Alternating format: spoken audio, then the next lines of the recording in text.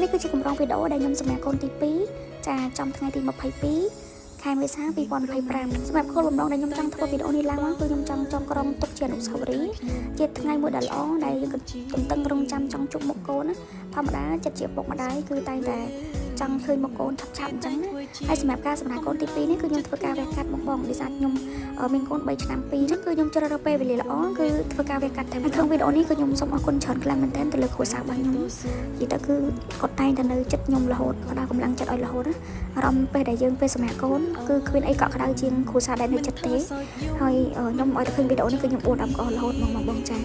ពងអវ័យនេះក៏រៀងលេងលងទឹកភ្នែកដែរនេះនៅកន្លែងនេះបងអារម្មណ៍មួយគឺកំពុងតែរំភើបខ្លាំងណាកក់ក្ដៅខ្លាំងមែនទែនពីខាង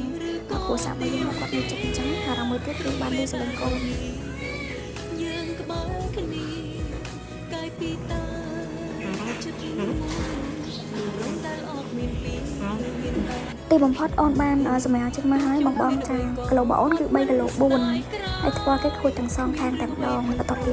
ចេញពីបន្ទប់កាត់ខូចបែបយកទៅសម្អាតចា check up សុខភាពរបស់អូនហើយរំអូនចេញមកក្រៅសម្រាប់ Helsing វិញនៅខាងក្រៅចាំផ្លូវបងអូនតែនេះគ្នាដែរហើយវីដេអូនេះគឺខ្ញុំសូមទៅការអរគុណច្រើនខ្លាំងមែនទែនទៅលើគ្រួសាររបស់ខ្ញុំក្នុងការយកចិត្តទុកដាក់មិនថាមើលថែកូនមើលថែប្រពន្ធមិនថានៅពេលដែលកំឡុងពេលពពោះឬក៏មិនពពោះឬក៏ពេលដែលយើងទៅសាយខ្ចីគឺការមើលថែរបស់គាត់គឺល្អខ្លាំងមែនទែនអរគុណច្រើនបង